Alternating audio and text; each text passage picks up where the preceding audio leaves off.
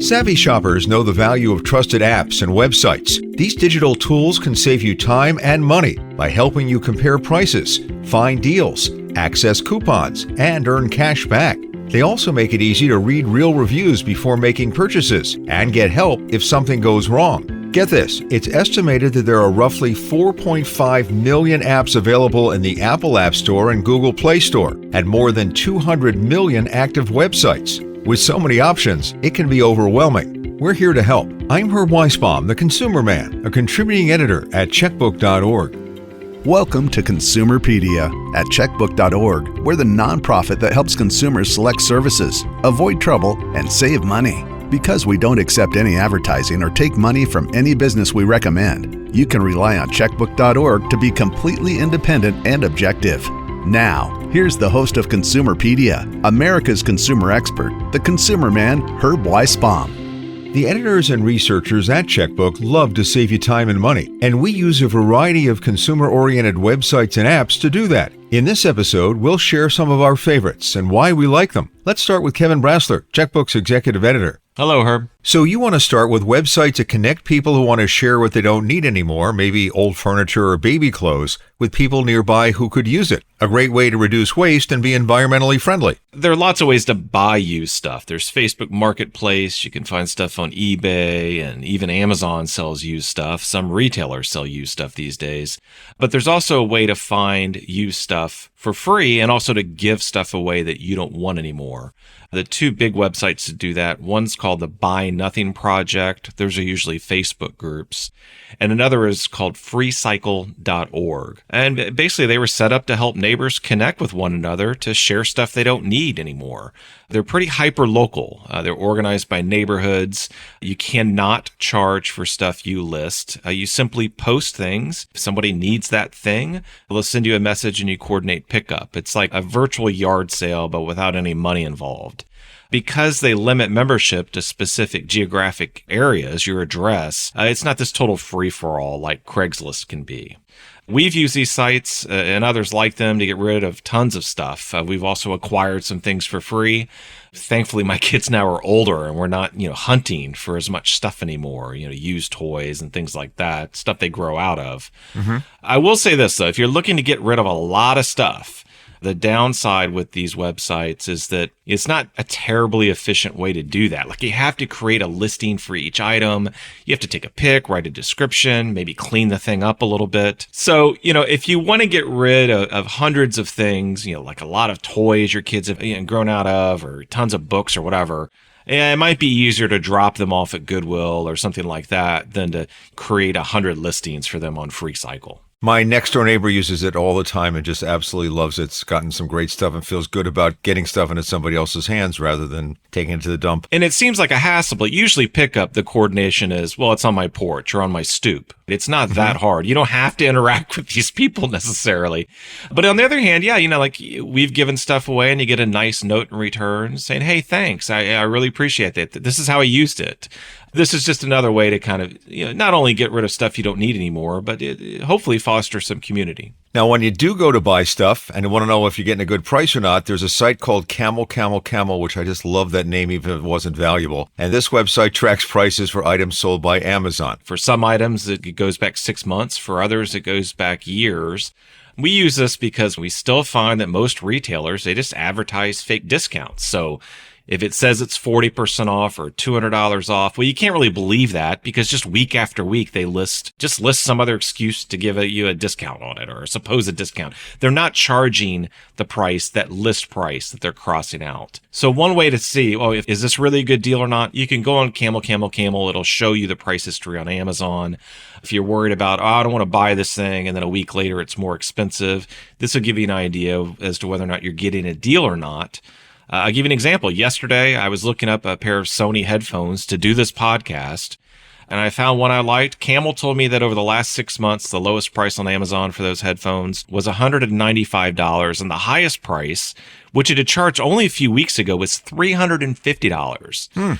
So the price I saw yesterday, which was $198, if I'm going to buy, that was a good time to pull the trigger, and Camel told me that. And it's also sort of a reference point where if you're shopping at some other store, you can see what Amazon's charging and see if you're getting a good price at that other store. That's right. I mean, Amazon doesn't necessarily have the lowest prices, but I think if you see, okay, this is the lowest Amazon was going to sell that item for, okay, it's probably a good deal. And also it helps you judge Amazon's fake discounts, because what we're finding is Amazon keeps crossing out list prices so that it can look like it's offering you a really good deal. And often it's not. It's just that higher price, it only charged it for a day or so. And it's just using that as an excuse to say that's the list price for the item. Next up on your list is Consumer Reports, something I use all the time for really solid buying advice and unbiased product reviews. I won't buy a major appliance, or when I bought my car, I did all my homework on Consumer Reports. They just tend to provide really good information. Yeah, same. There are tons of sources out there for product reviews these days, but really, what makes Consumer Reports unique is that it does this rigorous testing. If you want a new electric toothbrush, its engineers test dozens of models every year to find out which ones, work best for getting gunk off your teeth. What I really like about Consumer Reports is that it also helps me identify high quality products that still cost less, because, higher price tags, they don't necessarily mean that you're going to get better stuff. So, recently I needed a new toothbrush, and I found that, a lot of them they sell for about $200, but Consumer Reports helped me identify one that's only $40 that works just as well. I also use Consumer Reports for reliability reports because I want a product that's going to last, and I find that really valuable. Again, when you're buying a big screen TV or a home appliance, you want a reliable product, and they can tell you that by looking at the reliability rating. Yeah, and that's very important, because when you buy a new TV, if you're looking at just product reviews on Amazon, customer reviews, they're judging that product right after they bought it, not necessarily 4 or 5 years later when it's broken down 3 times or the software won't update or whatever. And so Consumer Reports also surveys its own members. It's very careful about, as we are, about how it surveys people. They don't let people stuff the ballot box and things like that. They're legitimate reviews. And it gives you an idea as to, again, over time, whether the thing's going to hold up. I know Kayak is your go-to website for researching airfares. You turned me onto it a few years ago, and I use it all the time when I'm about to make travel plans. So there's tons of travel websites that will help you research airfares. You won't generally find big price differences from website to website. Airlines pretty much offer the same rates across different websites. You might find some third-party kind of consolidators. People are, offering discounted tickets, and some websites have those offers and others don't. The reason Kayak is my go-to website for airfare, and I really don't use anything else these days, is that Kayak offers the best filters. It has more filters than others, and they're better than others. The best thing I found about Kayak is it lets me easily avoid basic economy fares. So if I'm looking to book a trip to Europe or some family vacation, I can do the search, go into the filter and say, do not show me basic economy fares. Show me just regular fares, because I really don't like basic economy fares. We've talked about this before on the podcast, and I've written about it before. If you change your mind and you have a basic economy seat, you can't make any changes to that ticket. You can't cancel and get a trip credit. You can't change the date you want to need to fly out. Nothing. And Kayak, it has a filter that lets you avoid those, and other websites don't. Google has a great flight search app, but it doesn't let you filter out basic economy. Skyscanner also doesn't have that filter. And I find that most of the best prices you see on those other websites, and Kayak too, they're for basic economy, and there's no way to filter them out except on Kayak. And the other thing I really like about Kayak is it offers to filter out certain layover airports. So if I'm flying during the spring, there's no way I'm collecting through Dallas, right? There's too many thunderstorms. And during the wintertime, I'm probably not going to fly through Chicago because too many blizzards and stuff. It just creates this havoc. So Kayak, it also lets me set minimum and maximum durations for layovers.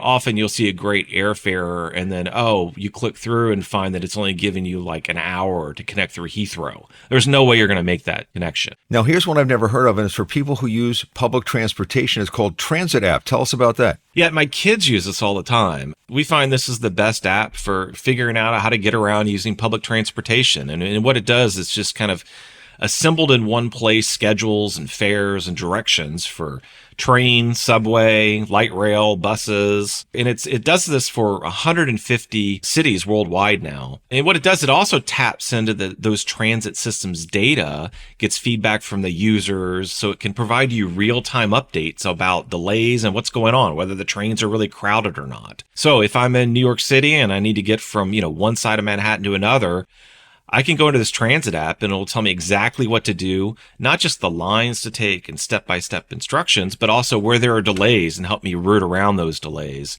I really find this a remarkable little thing. My daughter and her friends, they use it all the time to roam around the DC area. They take a lot of buses and it tells them, in 3 minutes from now, this bus is supposed to arrive. And then you go do this other thing if you need to connect. I thought your kids used dad.com when they needed to get someplace. They do, but there are other times where I say, you're on your own, guys. Like, I'm not doing this. And the last one on your list, which actually surprised me, and I want to know why you put it on there, it's YouTube. I don't know. On one hand, maybe this is like an obvious pick for helpful website. I just find overall that YouTube is it's a godsend for do-it-yourself projects. I mean, they'll have advice on there on how to build a deck or a fence or something like that. I'm not going to do on my own anyways. But there have been times where I'm like, man, I can't figure out how to change the windshield wipers on my wife's van. You go onto YouTube and there's dozens of videos on that specific make and model, how to change the windshield wipers. Sometimes I'll get something and I'm like, I'm not going to read these instructions. I can barely read it. They're tiny type. I'll go on YouTube. It just tells me exactly what to do. I've also used it to I don't know where the filter is on my clothes washer. I didn't even know there was one. You go on YouTube. It tells you exactly where it is, how to take the thing apart, clean it, put it back together again when you have a stinky washing machine. Just like anything else on the internet, in addition to expert help, there are a lot of knuckleheads that are free to post stuff on YouTube also. But I think YouTube does a pretty good job of sorting search results. People can thumbs up, thumb down videos. And so usually what you see first is typically kind of the best option, the best instructions for what you need. And if I may take a moment of shameless self-promotion here, I just started a YouTube channel because I now have TV reports based on checkbook stories. It's Herb Weisbaum, the Consumer Man. My 8-year-old nephew, Benji, I was showing it to him and he goes, "You have your own YouTube site? You're so cool. Are you a fan favorite?" I don't even know what that means, but sure, I guess I'm a fan favorite. That's hilarious. He thought that what was impressive was that for your career, your decades-long career in consumer journalism, that you had a YouTube channel, not the Emmys that you've won.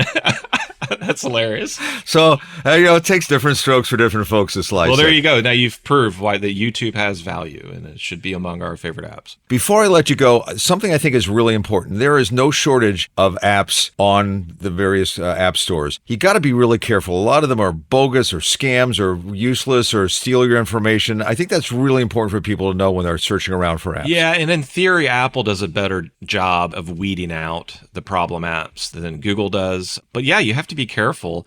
On the other hand, it's often better to use apps that were developed by companies than their mobile websites. So if you fly a lot, definitely download every app for every airline that you travel on, because it's just usually easier to get help in those apps. It's easier to make changes, easier to figure out where you're going, where your luggage is and stuff, than trying to connect through their mobile websites. And also for banking, I think in general, it's better to have that app on your phone that's using a passkey. We've talked about that before. It's safer than passwords these days. And it's safer even than multi-factor authentication. But overall, yeah, you need to be really careful, especially on the Android/Google store, of downloading stuff that's nefarious, that people are putting stuff out there. It looks like it's an app for this useful thing, but it's really just looking to steal your information. Really good information, Kevin. Oh, I think I hear the phone ring. I think your kids need to be picked up from somewhere. Yeah, I'm sure they do. Be well. Talk to you soon. All right, see you. Up next, more great apps and websites that can save you money when you shop, let you borrow ebooks from libraries across the world, and help you search for fitness classes when you're away from home. I'm Herb Weisbaum, the Consumer Man, and you're listening to Consumerpedia, powered by Checkbook.org. At Checkbook.org, we have the answers to your consumer questions 24/7. That's Checkbook.org. We're a unique nonprofit that can help you with select local service providers, avoid trouble, and save money. Because we don't accept any advertising or take money from any business we recommend, you can rely on Checkbook to be completely independent and objective. Our advice is always free. Ratings of local services are available with a subscription. If you live in one of these 7 metro areas and haven't joined Checkbook yet, check us out: Boston, Chicago, Philadelphia, Seattle, San Francisco, Minneapolis, St. Paul, and Washington, D.C. Get your free 30-day subscription by going to checkbook.org/consumerpedia. Checkbook's associate editor Jamie Lettuce puts the super in super shopping. She can save money in her sleep. Right, Jamie? Oh boy, I wish that were true. Well, you have a few apps and websites that you think can help our listeners save some money. And let's start with Cashback Monitor, a website that lets you monitor your cashback shopping portals, one I bet you use all the time. Yes, it's funny. My whole life I've considered myself to be a savvy shopper. My mom taught my sister and me from the time we were little, never pay retail, and there's always a way to get a better price. And one of the tools that I had never used in my life until, I was 40 years old is a cashback portal. And the only reason why I started using the portals is because we were writing an article here about it and I had to test them out. And once I started using the portals, I was like, what was I doing? Why was I never using these before? It's like finding money in the couch with a lot less lint on your hands. It's amazing. So there are a bunch of them, and the way they work, which we've covered before and have an article about, but just in a nutshell, there is a service that you can use. So like Rakuten is a big one. And you can go, if you go to Rakuten.com first, and you can say, I'm shopping at the Gap today, and you can see the Gap is offering 4% cash back on your purchase. You click through to the Gap from the cashback portal site, in this case, Rakuten. And when you're done with your purchase, sometimes it takes a couple days, you get money back into an account that gets held for you. And quarterly, you get a payout from all your shopping. I've used these sites to book hotel rooms, vacation rentals. I've done my taxes and gotten cash back from H&R Block. They are really, really useful. And the thing is that the values paying back on a cashback portal from day to day vary. The retailer changes that. I'm not sure what the system is, but sometimes you can get lucky and you can go on a website and be like, oh my goodness, today Nike is giving 10% cash back, and that's pretty good. But it's hard to know which portals are giving which cash back and which one you should be using. So if you're playing the field and using a few different cashback portals to do your shopping, there are these kind of aggregator websites. Cashback Monitor is one of them that you can go to, and you can see what all the portals are giving you that day by searching for the retailer. So it's a smart way to make sure you're maximizing your cash back without having to go to each portal individually and look up the retailer. Oh, that's very cool. Very cool. And I love getting my Rakuten check every once in a while just for shopping. It's very nice. You still getting the paper check, Herb? Yeah, I'm old-fashioned. I get mine through PayPal, but it's great. And, especially like after the holiday season. Oh, yeah. When it's January and you're getting the credit card bill and it's like, oh, look, I just got $150 back from Rakuten. And that happened to me because a Black Friday, too, is another time where they sometimes beef up the cashback amounts. So you can get even more and you're buying more than usual. So it's a win-win. And let's stay with shopping. You really are missing out if you don't look for coupon codes before you buy things online. And you have a few websites that you really like for finding the coupons. Yes. Whenever I see promo code or coupon code at checkout, it's like a challenge to me, right? And I'm like, come on, there's got to be something here. There's got to be something I can plug in that's going to save me money. I hate it when, I don't have a code. So I always try to find one. And there are a bunch of really good websites out there that compile codes from different sources. And some of the sites are better than others. And you're bound to try a code that doesn't work, or it was a one-time use that someone shared and that's it. It's already been used up. But some of the sites that I really like are Coupon Cabin, Retail Me Not, and Slick Deals, which tend to be better than some of the other ones out there. There are a bunch. If you just Google, my favorite thing to do is I'll Google Home Depot and coupon code and see what comes up. And those sites I rely on because the codes tend to be better than they are in other places. But, the coupon codes, it could be a free shipping code. It could be 25% off. It could be $20 off a $100 purchase. It's worth looking, even if you don't find something that works. And there are some retailers that, if you're shopping on Apple.com, you're probably not going to find a coupon code. But a lot of the other retailers do play with coupon codes, and it's nice to have places you can go and search for them quickly before you check out. The next one, and you being a great mom, shared this one for parents, grandparents, aunts, and uncles. Certificate. Certificate is a great website when you're trying to keep the kids busy on a cold winter day or summer vacation or any other time that you want to do something fun with kids, because it compiles all kinds of special deals that you can use on it. Like, there's a variety. It could be like a trampoline park. It could be children's theater, any kind of show or activity that kids like. This site is kind of like one of those Groupon sites for only kid activities. So I like to use this in two different ways. Number one, if there's something that I know my family wants to do, like if my kids are like, we really want to go bowling this weekend, I can go on there and I can look and see if any of the local bowling alleys are offering a deal. Or sometimes if I'm not sure what we want to do, I'll go on there and kind of be like, oh, hey, look, there is this amazing circus that's coming to town and there's a deal. And then that can kind of help give us some ideas for plans to make. But I really like it because it gives you an opportunity to save money. And, especially if you have a couple kids, a lot of these activities and things are very expensive. Certificate is awesome. And also check Groupon because you never know what's going to pop up. You can really get some good deals and have fun with your family. And here's one more app I honestly have never heard of. It's called Libby app. What's that? So if you are an e-reader like I am, and I love to read books on my Kindle, and I'm also an audiobook fanatic, but it can get expensive, especially if you read, a book or two a week. I wish I were there, not quite. And my library is terrific, and they participate with Libby, as hundreds of libraries do. Libby is kind of a go-between between your library and your electronic reading or listening devices, and it helps you, locate titles and stuff, and you can hold them, and you can, if you're not ready for it yet, you can postpone the hold. Works really, really well, and it's a great place to look if there are audiobooks that you're interested in, and you can get them through your library electronically and not have to buy anything. Now, sometimes if there's like a new book from one of the big national book clubs like Oprah or Jenna, it can take a while. Sometimes they'll announce what the book is for the month and I'll immediately go on Libby and place a hold on it, because if you wait even an hour or two, all of a sudden you got a 6-month wait to grab the title.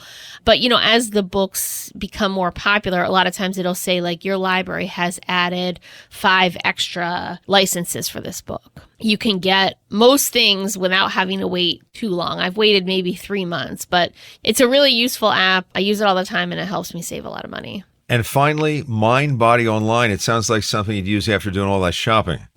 Yeah, exactly. You need to clear your head and, work out a little bit. So Mindbody is a service, an app that has been around for quite a while that a lot of gyms and fitness studios use as a booking platform. And I really like it for travel. So if you're visiting a new city and you want to take a yoga class, it's a good way to go in and kind of see what's around you and which classes are available, and you can book directly through the app. So if you already have the app on your phone, because maybe your home gym or fitness studio participates in Mindbody, you already have the account, you can go in there and you can look around and say, I want to do hot yoga or Pilates or strength training or whatever it is, and it will tell you what's nearby and what the class schedules are like, and you can sign up right through Mindbody. Excellent. Well, Jamie, some really great options here for people, and thank you for sharing it with us. It's my pleasure. As always, I love to join you on Consumerpedia. And now we're going to let you get back to shopping. Hey, you got it. I'm trying to behave myself here, Herb. I mean, even with all these discounts and stuff, you still got to rein it in sometimes. Yeah, you got to pay the bill. That's right. Yes. Well, up next, it's my turn, and I'm going to share some websites that help make you smarter, or where you can go if you need some help. That's straight ahead. I'm Herb Weisbaum, the Consumer Man, and you're listening to Consumerpedia, powered by checkbook.org. Consumerpedia Fast Facts. The first smartphone apps were created in 2008 when Apple launched the App Store. On day one, there were about 500 apps available. Early hits were Facebook, eBay, and Super Monkey Ball. The all-time most downloaded smartphone app for both iOS and Android platforms is WhatsApp, with an estimated 7.4 billion downloads worldwide. In recent years, apps like TikTok and Instagram have led annual download charts. And even ChatGPT has showed strong monthly performance in 2025. Over the years, some pretty wacky apps have sold millions of copies, including iBeer, that turns your phone into a beer drinking simulator, Useless, an app that does nothing, and RunPee, an app that alerts you to the best times to run to the bathroom during a movie without missing key plot points. Now that's an app I need. And now it's my turn, and these are all websites that I use and have come to rely on. ConsumerWorld.org, a consumer news and information site that's updated weekly. It links to stories that can save you money, keep you informed about consumer trends, warn you about scams, and help you understand your consumer rights. Consumer World was founded by Edgar Dworsky, a former Assistant Attorney General in Massachusetts. Edgar is a great friend and a true consumer warrior. He often helps Checkbook with the stories we write. Edgar is probably best known for exposing shrinkflation, which is when food manufacturers cut costs, often sneakily, by decreasing the amount of product we get in each package. He's been featured many times on national news stories talking about shrinkflation. Consumer World also has an original story written by Edgar every week in his Mouseprint section. This is where he warns about fine print loopholes, challenges retailers who use questionable policies or advertising, and keeps track of those ever-shrinking packages. ConsumerWorld.org just celebrated its 30th anniversary. Congratulations, Edgar.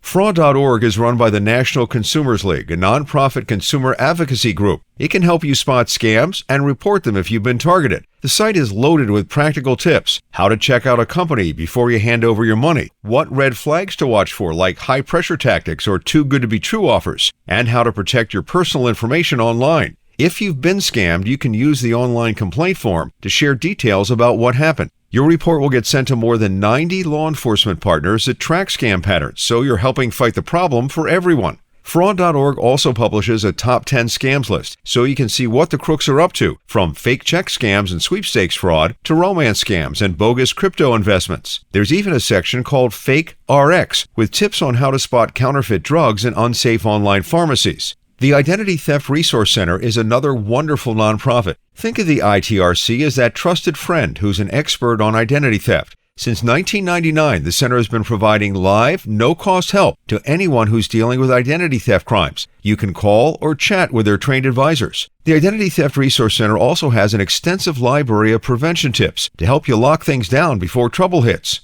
They can also provide recovery tools and personalized action plans if your identity has been misused. And the AARP Fraud Watch Network, loaded with advice to help you spot, understand, and avoid scams. And if something does happen, call the toll-free number and talk to a fraud specialist. They can help you figure out the next steps and point you toward the right authorities. And sometimes they just give you the reassurance you need after a close call. These services are totally free, and you don't even have to be an AARP member to use them. You might also want to sign up for bi-weekly scam alerts sent by email or text, so you know what the crooks are up to right now. The Fraud Watch Network also has a scam tracking map where you can see the latest schemes popping up in your area or share your own experiences to help warn others. That's why the AARP Fraud Watch Network is a site worth bookmarking if you want to outsmart the scammers. Finally, a word about privacy. You know that apps and websites collect a lot of personal information about the user. Some smartphone apps collect far more than you may realize, such as your location, contacts, browsing history, photos, microphone, even your camera. While some of this is necessary for the app to function properly, much of it is used to track behavior, build detailed user profiles, and share or sell data to advertisers or other third parties so they can market you stuff. This means that every time you download or use an app, you could be giving away pieces of your digital identity, sometimes without clear consent or understanding. So check to see what permissions are required and decide if you really feel comfortable with that. Maybe you don't need a flashlight app that wants your location and access to your contacts. I know I don't. And with that, we've come to the end of another episode. Thank you for listening. Before we go, some other money-saving episodes you might want to check out. Consumerpedia episode 91, Life Hacks from the editors and staff at Checkbook. 84, Free Perks You Didn't Know You Had. Number 49, Shop Like a Pro, Checkbook's top shopping tips. And episode 7, 65 Things You Probably Shouldn't Pay For. We hope you'll rate this episode and follow us on Apple Podcasts, Spotify, or wherever you listen to your podcasts. Remember, we release new episodes every other Thursday. Another way you can support this show is to follow us at Consumerpedia on Facebook and Instagram, at consumerpedia.org on Blue Sky, and at MyConsumerpedia on X. You can find me at consumerman.com. I'm Herb Weisbaum, the Consumer Man, always looking out for you. Until next time, be smart and shop wisely. Consumerpedia is a public service of checkbook.org. We're a unique nonprofit that helps you save money and make smarter choices. You can count on Checkbook to help you find the best services and avoid the worst, with local ratings that are accurate and unbiased. If you live in or around these 7 cities and haven't joined Checkbook yet, check us out. Boston, Chicago, Philadelphia, Minneapolis-St. Paul, Seattle, San Francisco, and Washington, D.C. To get your free 30-day subscription, go to checkbook.org/Consumerpedia. Consumerpedia, empowering consumers to save money and make smarter choices.